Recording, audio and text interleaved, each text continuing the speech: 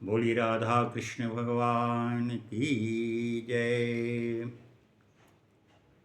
मेरे भगवत भक्तों, सनातनी बंधुओं, आज मैं एक राधा कृष्ण के प्रेम का एक छोटा सा प्रसंग आप लोगों के समक्ष रख रहा हूँ। राधा कृष्ण की दीवानी थी। 108 रानियों में जो 8 पटरानियाँ थी, उनसे भी सबसे ज़्यादा प्रिय भगवान का ये राधा रानी के साथ अटूट संबंध था। राधा तुम्हें पुकारे, ओ यमुना के किनारे, मुरली बजाने वाले, ओ नंद के दुलारे, दर्शन दो, दर्शन दो, दर्शन दो। राधा कृष्ण से मिलने के लिए व्याकुल हो गई थी, आतुर थी, चाहती थी कि कब मुझे द्वारकाधीश कृष्ण मिलें। उनसे मिलने की ये अंतिम इच्छा थी।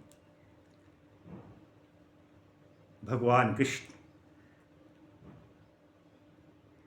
उनके इस आतुरता भरे, प्रेम से भरे हुए वाणी को सुन करके राधा के पास पहुंच गए। बोले, राधे, कैसे आपने याद किया मुझे? राधा बोलती है कि प्रभु, सब दिन तो आपने अपनी बंसी की तान मुझे सुनाया। आपके बंसी की तान की मैं दीवानी। जब जब आपने बंसी बजाया, मैं अपने आप को रोक नहीं पाती थी। प्रभु, मेरी अंतिम इच्छा है कि एक बार आप अपनी बंसी की तान, बंसी की मधुर संगीत मुझे सुना दीजिए। यही मेरी अंतिम इच्छा है प्रभु।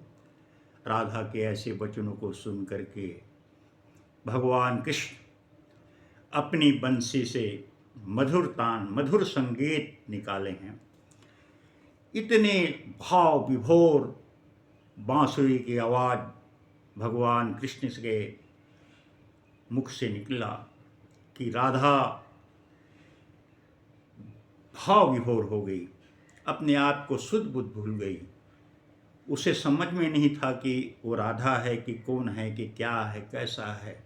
इतनी विस्मृत हो चुकी, स्मरण शक्ति खो चुकी, और धीरे धीरे धीरे धीरे अपने प्राण को आत्मसात कर लिया। राधा के प्राण पखेरु उड़ गए।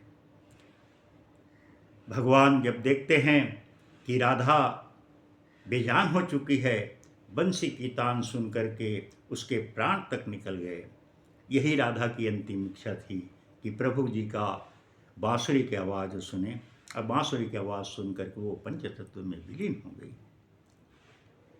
मेरे मित्रों, तब से भगवान कृष्ण वहीं पर बांसुरी को तोड़ देते हैं, और उसके बाद कभी उन्होंने फिर बांसुरी की तान नहीं, कभी बांसुरी नहीं बजाई, कभी नहीं बजाए।